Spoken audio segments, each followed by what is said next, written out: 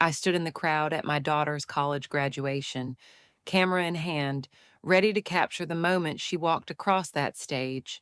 But when she finally found me in the sea of proud parents, she didn't smile. She walked straight up to me, her cap slightly crooked, her gown wrinkled, and said 5 words that stopped my heart. Mom, I'm 12 weeks pregnant.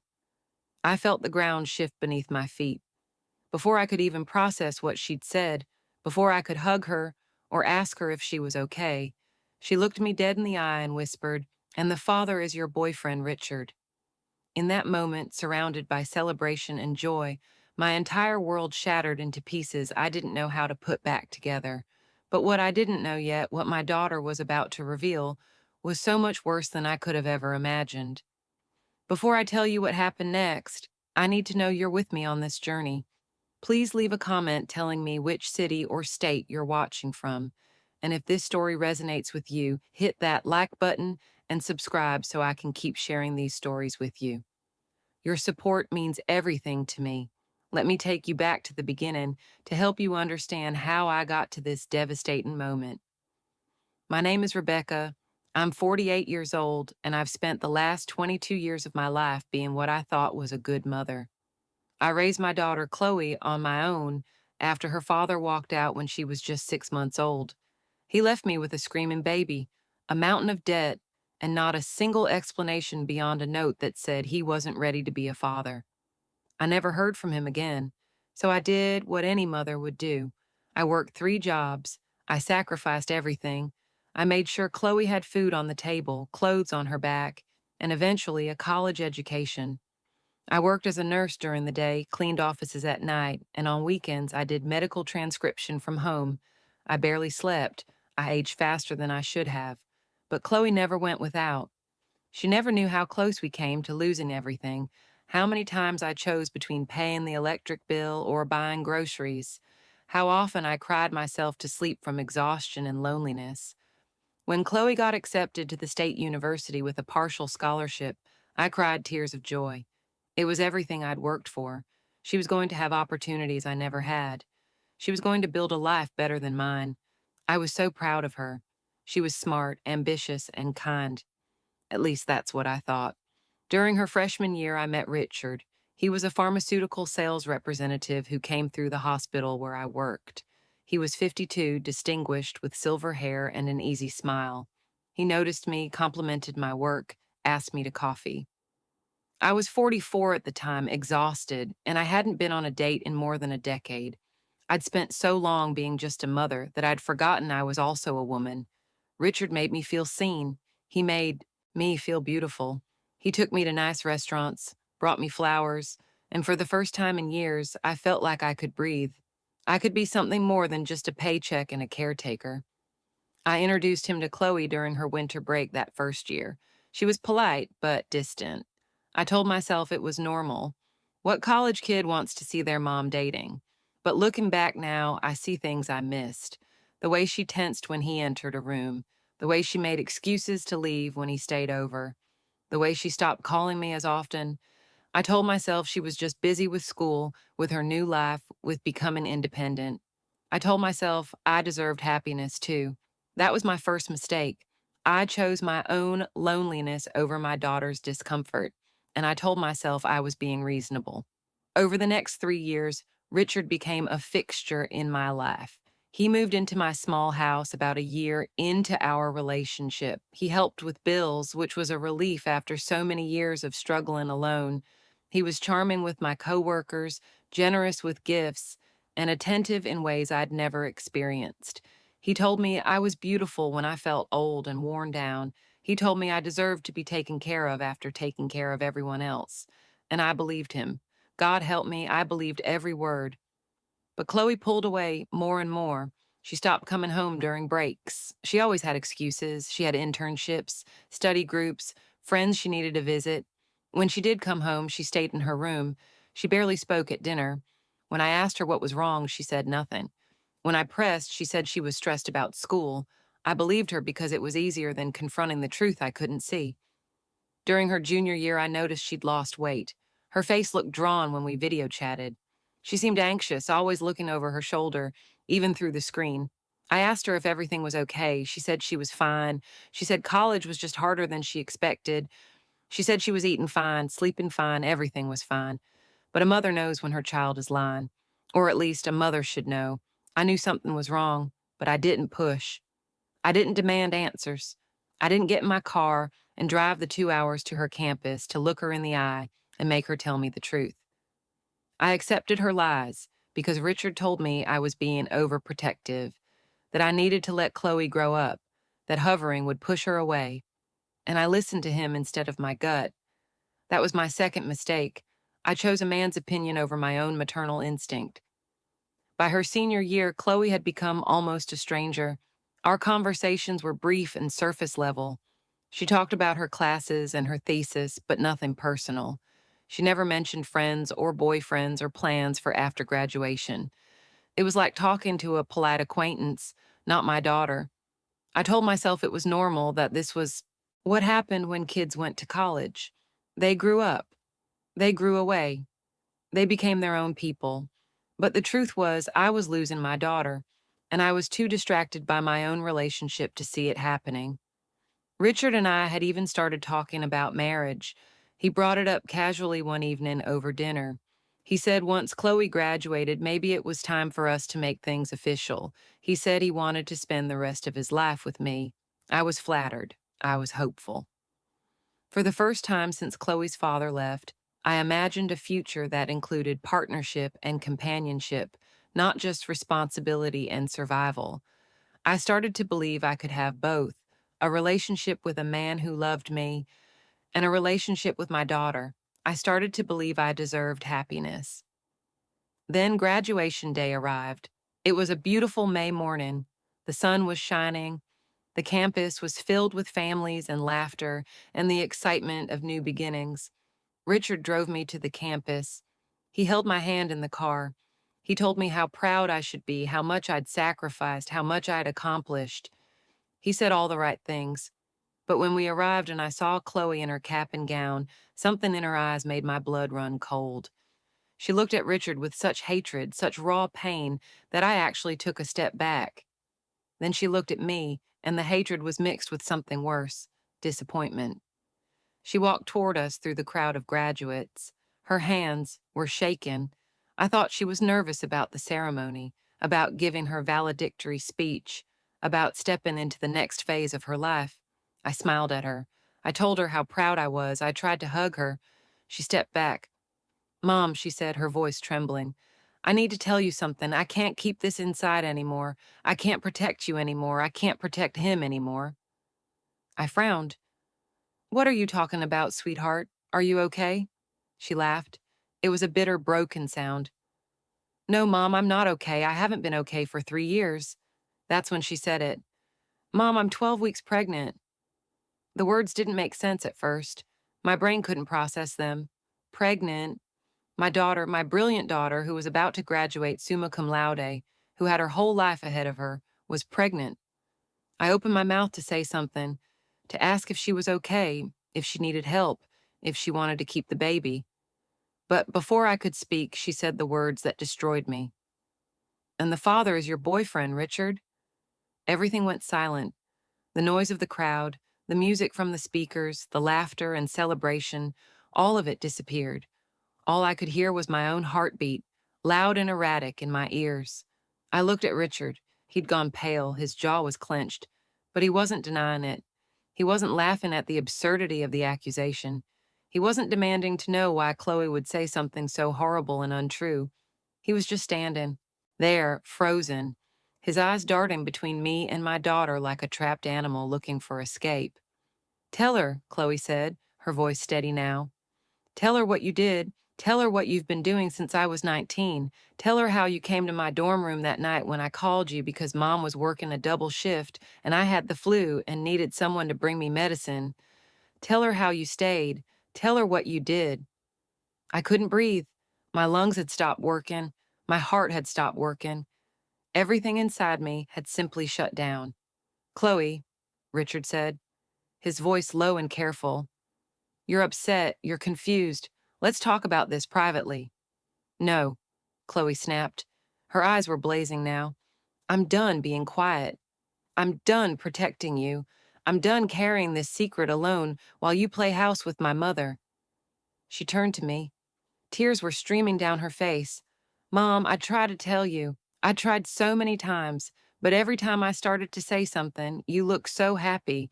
You were smiling again. You were laughing again. After so many years of watching you suffer alone, I couldn't take that away from you. So I just stopped coming home. I avoided you. I let you think I was growing distant because of school, because I was becoming independent. But the truth is, I couldn't stand to be in the same house with him, knowing what he'd done, knowing what he kept doing." "What do you mean, kept doing?" I whispered. My voice sounded strange, distant, like it was coming from someone else. Chloe took a shaky breath. "He didn't just assault me that one night, Mom. He groomed me, he manipulated me. He told me that you would have a breakdown if you found out. He said you'd blame me. He said you'd choose him over me because you were so lonely and desperate for love. He made me believe that telling you would destroy you, and I loved you too much to do that. So I stayed quiet. And he kept coming to my campus. He kept showing up at my apartment.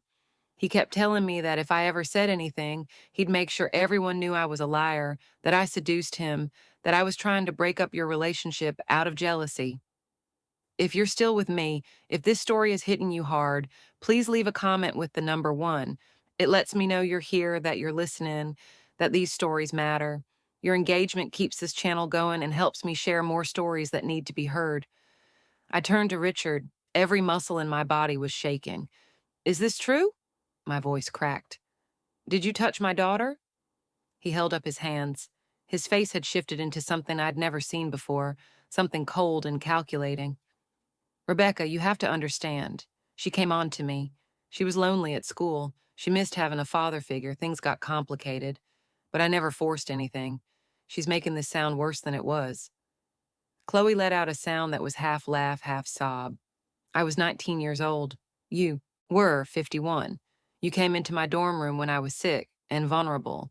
You told me you were just checking on me for my mom. You brought me soup. You sat on my bed. And then you touched me. You put your hand on my leg and told me I'd grown into a beautiful woman. You told me you'd always found me attractive. You kissed me. And when I froze, when I didn't know what to do, when I was too shocked and scared to fight back, you kept going." She was sobbing now, her whole body shaking. "I called you 3 more times after that, trying to tell you to stay away, trying to find the courage to report you. But you showed up anyway. You said if I told anyone, you'd say I was a troubled girl with daddy issues who was trying to seduce you. You said no one would believe me. You said I'd ruin my mother's life. You said you'd make sure I never finished college. So I let it happen. I let you assault me over and over because I thought I was protecting my mom." The world tilted. I grabbed onto a nearby bench to keep from falling. Other families were starting to notice the commotion. Some were staring, some were whispering. But I didn't care. All I cared about was my daughter, my baby, standing in front of me with years of pain and trauma carved into her face, pain I'd been too blind and selfish to see. "You're lying," Richard said, but his voice lacked conviction. "You're making this up because you're jealous of your mother's happiness." "Am I?" Chloe reached into her purse and pulled out her phone. "Because I have text messages, I have voicemails, I have 3 years of evidence documenting every time you threatened me, every time you manipulated me, every time you told me to stay quiet." She turned to me. "I went to the police 2 weeks ago, Mom, after I found out I was pregnant, after I realized I couldn't protect you anymore, after I realized that by staying quiet, I was enabling him to potentially hurt other women. The detective assigned to my case is here today. She's been waiting for me to confront you publicly because they wanted to see his reaction, see if he'd confess." I looked around wildly. A woman in plain clothes was standing about 20 feet away, watching us intently. She had a badge clipped to her belt and a small recording device in her hand. She nodded at Chloe. Richard saw her, too. His face went from pale to gray. He took a step backward. "Rebecca, I can explain. This isn't what it looks like." But I wasn't looking at him anymore. I was looking at my daughter, my beautiful, brave daughter who had carried this nightmare alone for 3 years because she loved me. I was looking at the weight loss, the distance, the fear in her eyes that I had explained away as stress. I was looking at 3 years of suffering that I could have stopped if I had just paid attention, if I had just trusted my instincts, if I had just put my daughter first instead of my own loneliness. How could I not know? I whispered. How could I not see this? Chloe's face crumpled. Because he was careful, because I was good at hiding it, because I didn't want you to know. I didn't want to be the reason you lost the first person who'd made you happy in years. Happy? I felt rage building inside me, hot and terrible. You think I could be happy knowing my daughter was being hurt? You think any relationship, any man, any moment of my own comfort is worth more than your safety? I turned to Richard. He was backing away slowly, his eyes on the detective. You destroyed her, I said, my voice low and venomous. You destroyed my baby. You came into my home. You ate at my table. You slept in my bed. And all the while, you were assaulting my daughter. It wasn't assault, he said desperately. It was consensual. She's an adult. She made choices. She was 19, I screamed. The crowd around us had fully stopped now. The ceremony was about to start, but no one was moving. Everyone was watching. She was a teenager. You were a grown man, 30 years older, in a position of trust. You manipulated her. You threatened her. You raped her. The word hung in the air. Richard's face twisted. You're going to believe her? After everything I've done for you? I paid your bills. I supported you. I loved you. You used me, I said.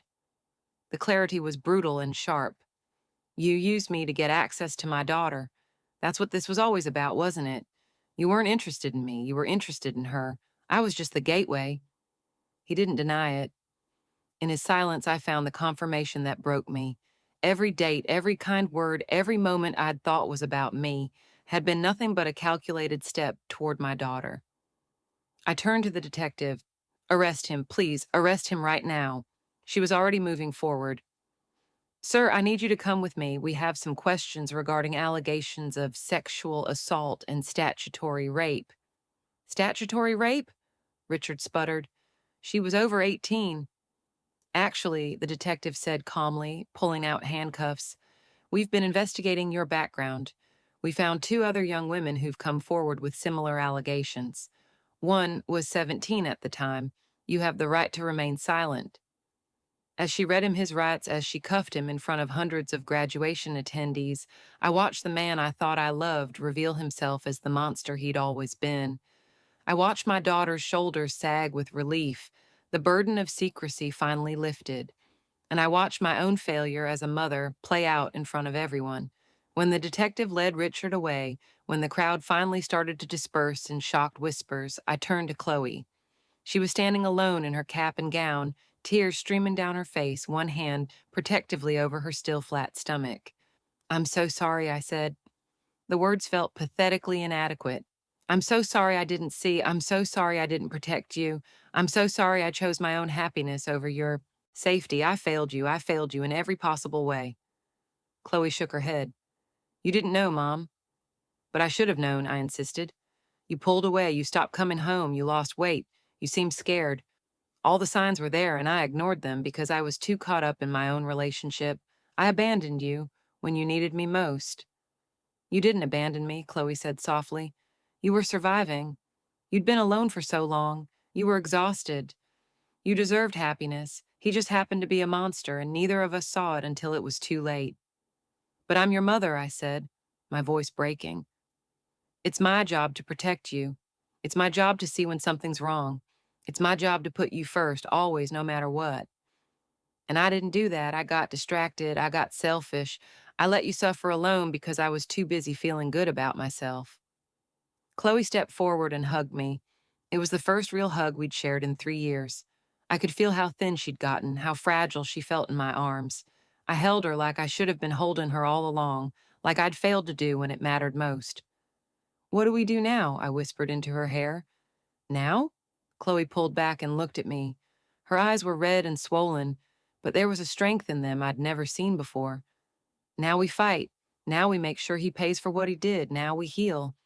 And now you help me figure out what to do about this baby. The ceremony proceeded, though neither of us stayed. We left the campus and drove in silence to a nearby diner. We sat across from each other in a corner booth, and for the first time in 3 years, my daughter told me everything. She told me about that first night, about how confused and scared she'd been. She told me about the subsequent visits, about how he'd worn her down, about how he'd convinced her that speaking up would destroy me. She told me about the nightmares, the anxiety, the depression, the way she'd thrown herself into her studies as an escape. She told me about failing to eat because her stomach was always churning with fear.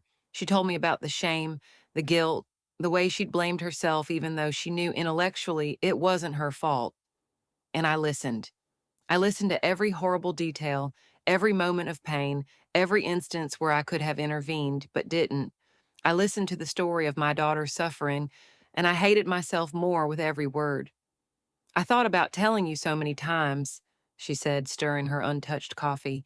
I'd pick up the phone, I'd start to dial, but then I'd imagine your face when you found out. I'd imagine how broken you'd be. And I couldn't do it. I thought I was being strong. I thought I was protecting you. But really, I was just scared. Scared of what? I asked gently. Scared that you'd blame me, she admitted. Scared that you'd think I led him on. Scared that you'd choose him over me. Scared that I'd lose the only parent I had left. The words cut deeper than anything else she'd said. My daughter had suffered in silence because she didn't trust that I'd believe her, that I'd support her, that I'd choose her. And could I blame her? I'd been so wrapped up in Richard, so grateful for his attention and support, that I'd stopped paying attention to the person who mattered most. I would have believed you, I said, but even as I said it, I wondered if it was true. Would I have believed her? 3 years ago, when I was still dazzled by Richard's charm, when I was still so grateful to not be alone anymore, would I have accepted my daughter's word over his? I wanted to believe I would have. But the honest truth was, I didn't know, and that uncertainty was its own kind of horror. What about the baby? I asked carefully. What do you want to do? Chloe's hand went to her stomach again. It was a protective gesture, instinctive and maternal. I don't know, she said. Part of me wants to terminate. The thought of carrying his child makes me sick. But another part of me feels like this baby is mine, not his. Like this baby is innocent in all of this. Like this baby could be something good that comes from something terrible. She looked at me. What would you do? I chose my words carefully. I would support you no matter what you decide. If you want to terminate, I'll be with you every step of the way. If you want to carry the baby, I'll be with you every step of the way. If you want to keep the baby, I'll help you raise it. If you want to give the baby up for adoption, I'll support that too. This is your choice, Chloe. Your body, your future, your decision. I'm just here to support you the way I should have been all along. She nodded slowly. I think I want to keep it. I think I need something good to come from this. I need to prove that he didn't destroy me completely, that I can still create life and love and hope despite what he did. Does that make sense? It makes perfect sense, I said. And I'll be here, I promise you. From this moment forward, I will never put anything or anyone above you again. You and this baby, you're my priority. You're my world. Everything else is secondary. Over the following weeks, the true scope of what had happened began to unfold. The police investigation revealed that Richard had a pattern. There were 4 other women who came forward, ranging in age from 17 to 23. He'd met all of them through their mothers or female relatives, women he'd dated briefly or befriended. He had a type, young women with absent fathers and mothers who were lonely and vulnerable. He would ingratiate himself with the mothers, gain their trust, and then manipulate access to their daughters. Some of the assaults had happened years ago, too far past the statute of limitations to prosecute, but there were 3 cases, including Chloe's, that were within the legal time frame. The prosecutor was confident they had enough evidence for multiple convictions. The trial became a media sensation. The local news picked it up first, then the regional stations, and eventually it went national. A predator who'd used dating relationships as a pathway to assault young women was the kind of story that captivated and horrified people. Chloe had to testify. I sat in the courtroom every single day, watching my daughter recount her trauma to a room full of strangers. I watched her remain composed under cross-examination as Richard's defense attorney tried to paint her as a willing participant, as someone who'd seduced an older man and now regretted it. I watched her hold her ground, presenting text messages and voicemails that clearly showed his threats and manipulation. The other victims testified too. Their stories were horrifyingly similar. Richard had isolated them, threatened them, convinced them that speaking up would hurt their mothers or ruin their own lives. He'd been doing this for at least 15 years, perfecting his tactics, learning how to identify vulnerable young women and exploit them. During the trial, I learned details about Richard I'd never known. He'd been fired from 2 previous jobs for inappropriate conduct with young female employees. He'd been accused of assault once before, but the victim had dropped the charges after he'd threatened to sue her for defamation. He'd never been married, despite telling me he'd been divorced. He had no children, despite showing me photos of a son who turned out to be his nephew. Everything about him had been a carefully constructed lie, designed to make him seem trustworthy and normal. I'd been such an easy mark, a lonely single mother, desperate for companionship, willing to overlook red flags because I was so grateful someone wanted me. I'd ignored my daughter's discomfort. I'd dismissed my own gut feelings. I'd been complicit in my own deception because the alternative, being alone again, had seemed worse than anything. The trial lasted 3 weeks. The jury deliberated for 4 hours. They found him guilty on all counts: 3 counts of sexual assault, 2 counts of coercion, 1 count of threatening a witness. He was sentenced to 26 years in prison. He'd be 78 when he got out if he lived that long. As they led him away, he looked at me one last time.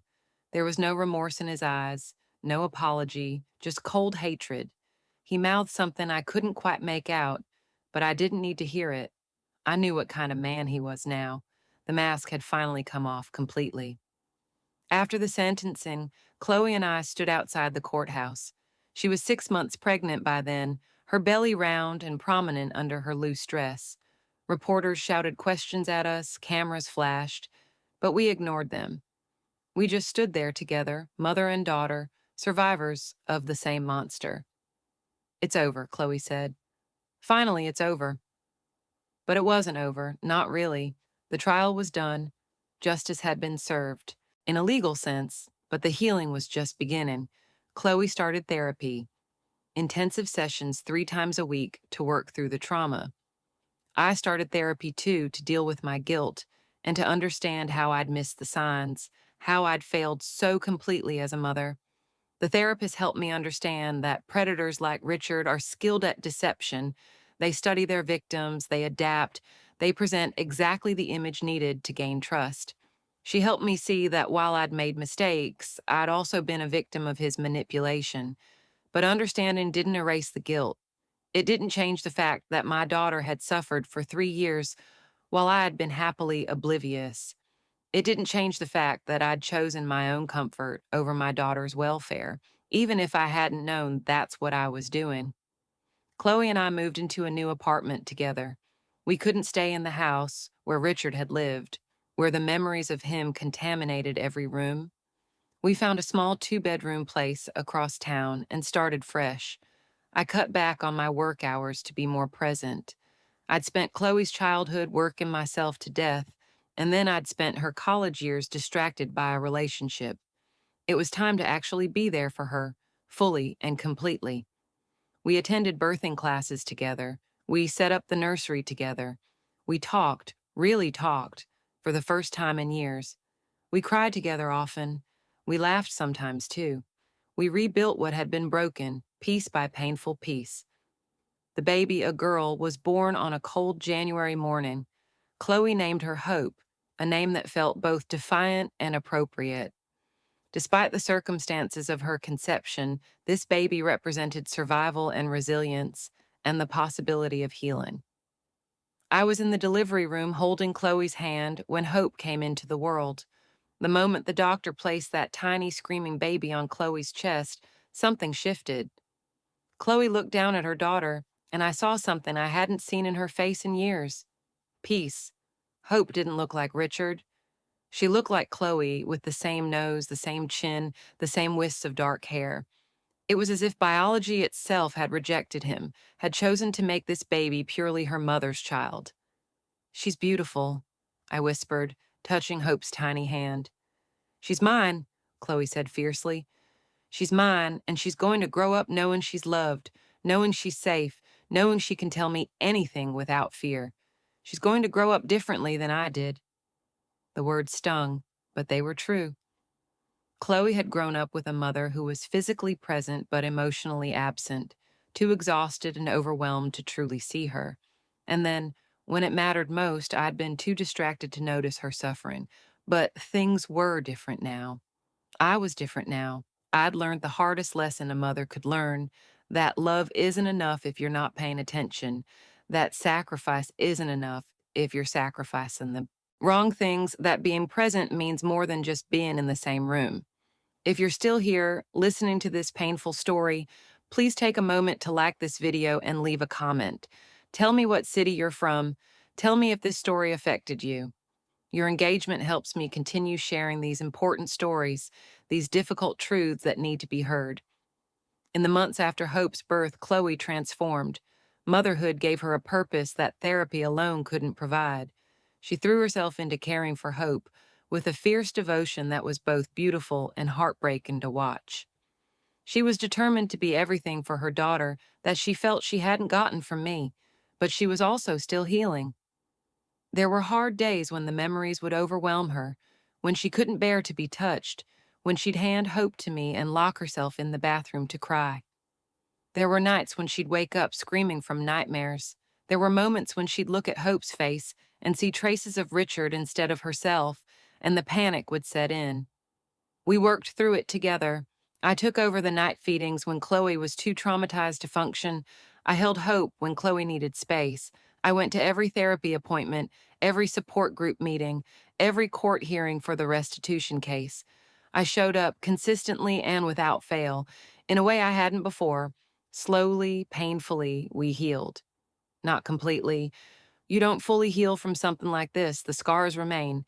But we learn to live with the scars, to carry them without letting them define us. Chloe started speaking publicly about her experience. She joined advocacy groups for survivors of sexual assault. She testified before the state legislature in support of stronger protections for young adults and longer statutes of limitations for sexual crimes. She turned her pain into purpose, her trauma into activism. She was braver than I'd ever been. Watching her speak at rallies, at conferences, at college campuses, I felt a complicated mix of emotions. Pride, absolutely. My daughter was making a difference, helping other survivors find their voices. But also shame because she'd had to become this warrior because I'd failed to protect her. She shouldn't have had to be this strong. She should have been able to just be a young woman starting her career, not a survivor fighting for justice.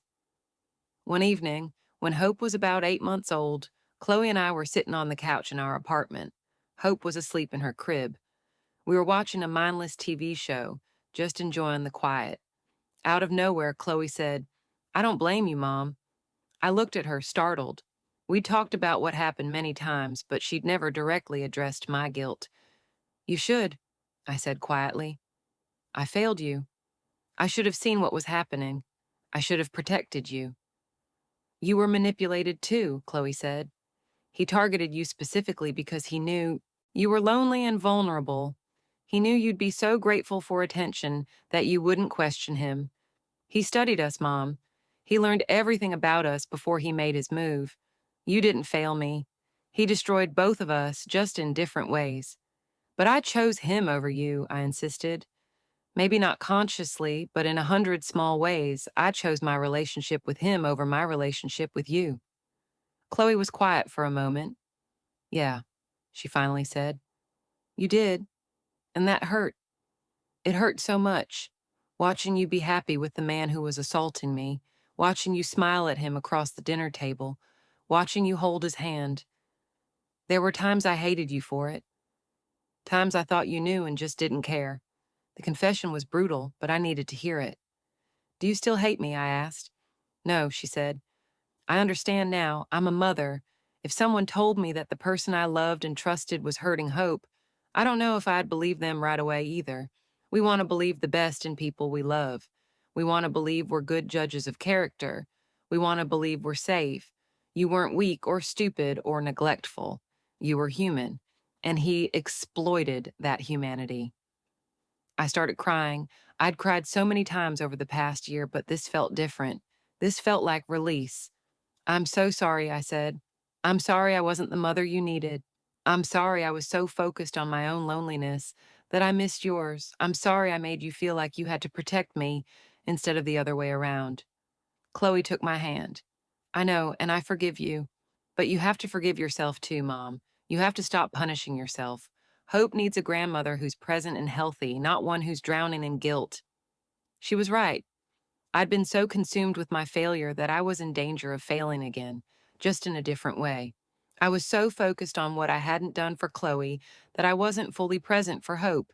It was time to stop looking backward and start looking forward.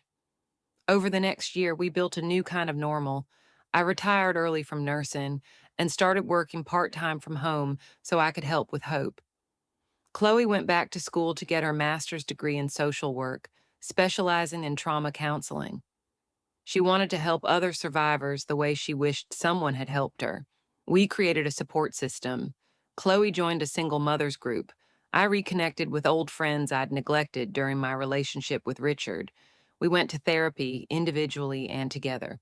We celebrated small victories like Chloe's first full night of sleep without nightmares, like Hope's first steps, like the day Chloe realized she'd gone a full week without thinking about Richard. The other survivors from the trial became part of our extended family. They'd gone through something similar, and there was a bond that came from shared trauma and shared survival. We met regularly, celebrating birthdays and holidays, together supporting each other through the hard days. One of the women, a young woman named Sophia, who'd been assaulted by Richard when she was 20, became particularly close to Chloe. They'd text daily, meet for coffee weekly, attend advocacy events together. Watching them support each other, I saw how powerful survivor networks could be. 2 years after the trial, Chloe met someone. His name was David. He was a teacher at the community college where Chloe was taking classes. He was kind, patient, and gentle. He knew about Chloe's history because she'd been public about it, and he never tried to push her or rush her. They started as friends, study partners who'd meet at the library. Slowly, carefully, it became something more. The first time Chloe told me she was dating someone, I felt a surge of protective panic. What if he hurt her? What if I failed to see warning signs again? What if I approved of someone who turned out to be another monster? Chloe saw the fear in my face. "Mom," she said gently, "I need you to trust me. I need you to trust that I can make good decisions about who I let into my life. I've learned. I've healed. I know what red flags look like now. And if I ever feel uncomfortable or unsafe, I'll tell you immediately. But you can't let what Richard did make you paranoid about every man I meet. That's letting him win." She was right. I couldn't let my fear and guilt control her life. So I met David. I watched how he interacted with Chloe, how he respected her boundaries, how he was patient when she had bad days, how he treated Hope with kindness but didn't try to force himself into a father role. Over time, I learned to trust him. More importantly, I learned to trust Chloe's judgment. She'd survived something horrific and come out stronger. She knew herself now in a way she hadn't before. She could take care of herself. 3 years after Hope was born, Chloe and David got married. It was a small ceremony in a garden, just close friends and family. Chloe wore a simple white dress. Hope, now a precocious 3-year-old, was the flower girl. I walked Chloe down the aisle, and when I placed her hand in David's, I whispered, "Take care of my girl." He nodded solemnly. "With my life," he promised, and I believed him. Not because I was naive or desperate like I'd been with Richard, but because I'd seen 3 years of consistent, patient, genuine love. I'd seen him support Chloe through flashbacks and panic attacks. I'd seen him attend therapy sessions with her. I'd seen him hold Hope when she cried for her mama. I'd seen him earn his place in our family through actions, not words. At the reception, Chloe gave a speech. She talked about survival and healing. She talked about the power of truth and the importance of speaking up.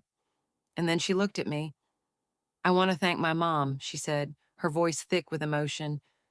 "We've been through hell together. We've hurt each other and healed each other. We've failed and forgiven. And through it all, She's shown me what real strength looks like.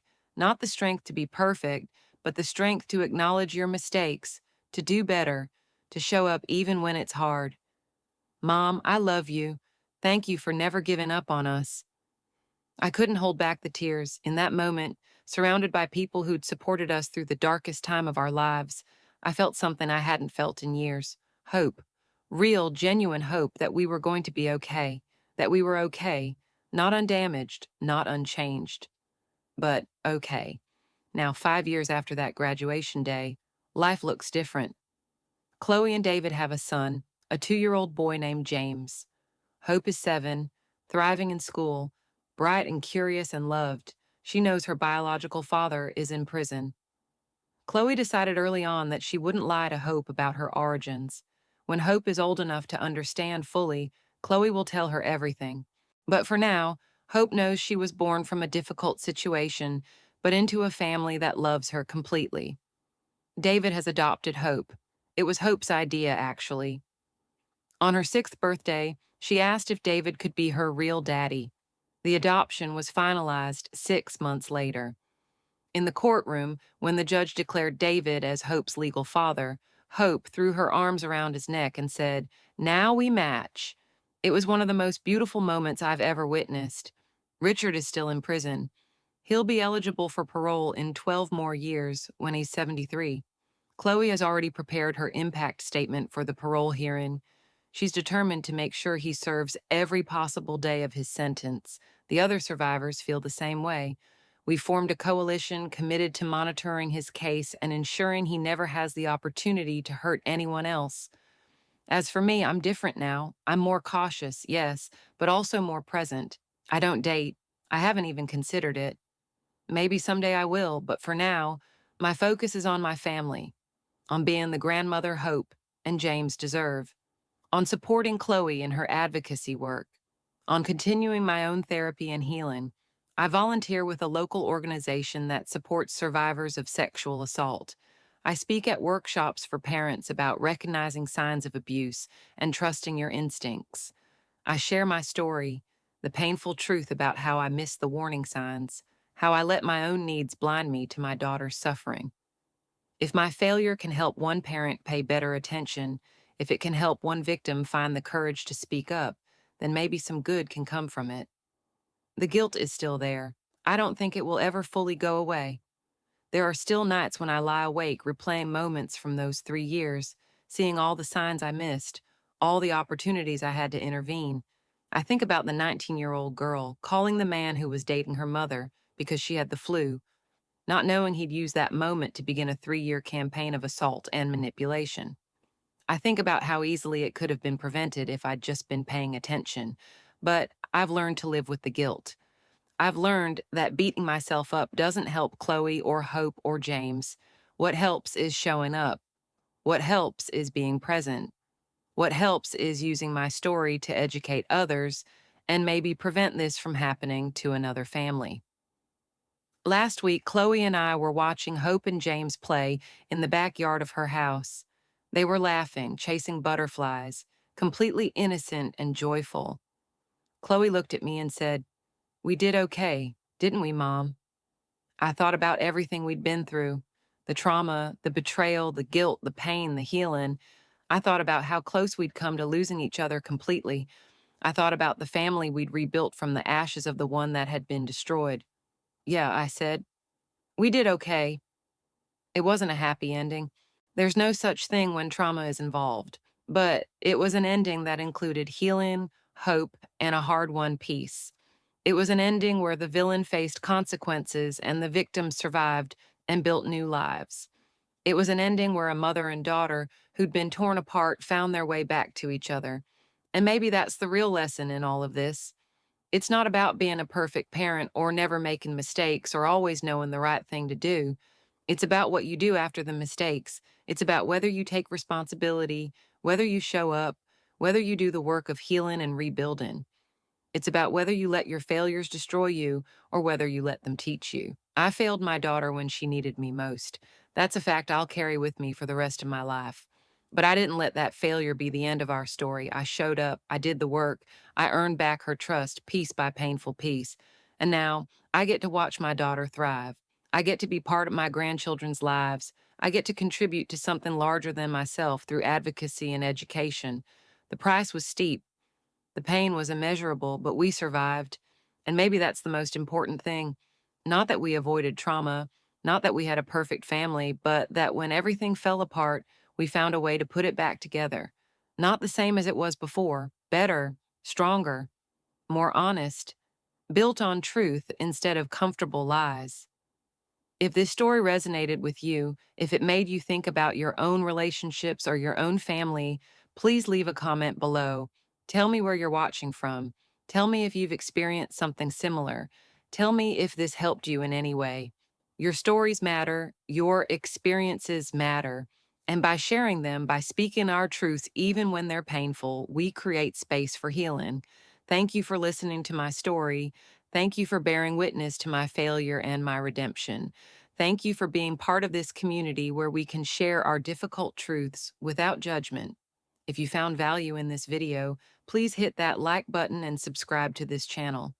These stories need to be told, and your support makes that possible. Take care of yourselves and each other. Pay attention to the people you love. Trust your instincts. And remember that it's never too late to show up, to do better, to heal. I'll see you in the next story.